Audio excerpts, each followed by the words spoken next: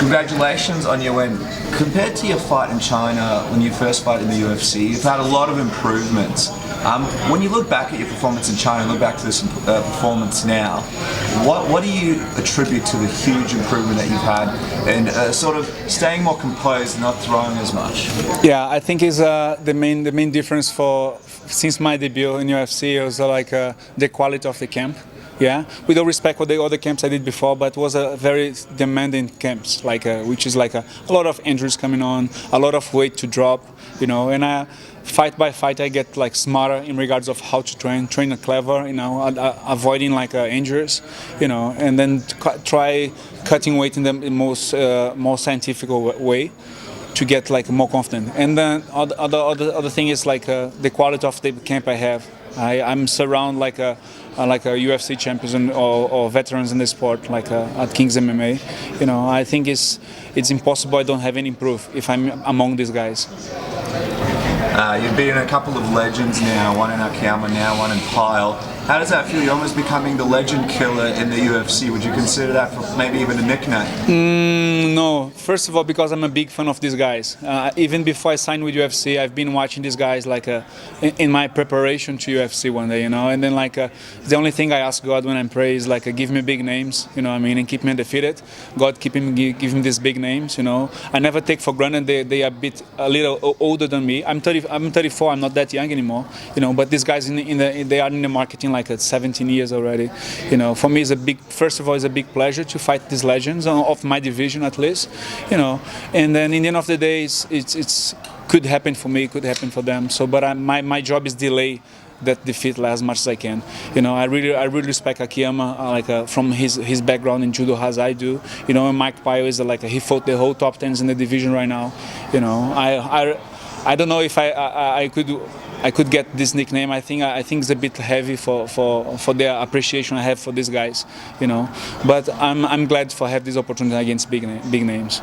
How did you feel about me? You were really dominant out there before you got to finish. Do you feel like this is your best performance? Yeah, I think it's after my fight against Akiyama, which I had a lot of issues in regards of my cut weight and stuff, which I never use as excuse. It's not excuse. The chances are equal for all of us. And then I made mistakes in the previous camp, and I cut weight wrong, and I was gas out, and then I nearly finished the fight in the second round with Akiyama, but I couldn't finish. That was my first victory and decisions, and then it was a bit bitter for me, delay, relying in the referees to score the W. For me, the goal for this fight is to be patient, listen my corner, and then back to my roots, a lot of finishing fights. I'm very happy, and then I want to keep this way. Talk about that flying knee that you hit him with. Which knee was when it hit? Did you know that he was? Yeah, I mean even. Me and Pyle, we have a characteristic people say the same things about me and him. We is slow starter, we sometimes we brawl and your guy's not there. So a lot of people talk about that. I knew it's not a fight if I have to rush. As a guy, I have a 40 fights. I have to respect this guy. He have a 40 fights, And then I did a catch leg, and he fall on the ground. And then when he stand up, he didn't show me a follow into the ground game, which he expected, putting the guard and working that. That's why they call him quicksand. So he expected I go to the floor and then start the ground pounding again. I kind of let him stand up, and I realized his stand-up's kind of sluggish, and then I capitalized with the flying knees. The gym where I make my camp is the King's MMA. I don't have to talk about his Muay Thai skills, so I'm very happy. It's a dream come true. With a win like this, who do you want to see next? You're climbing up there pretty fast. It's time for ranked opponents, looking at top 10 guy. Well, this division is a Shark Tank, It doesn't have an easy fight. It doesn't have a step back now. I cannot expect fights I can manage the fight and just hold it. I just have to expect tough opponents. And I don't like to call fights, but I'm ready. Especially anything UFC need me to develop in Asia, where's the place where I base it right now. I'm happy to help the UFC. But I personally, I don't like to call fights. I just have to be ready for anyone.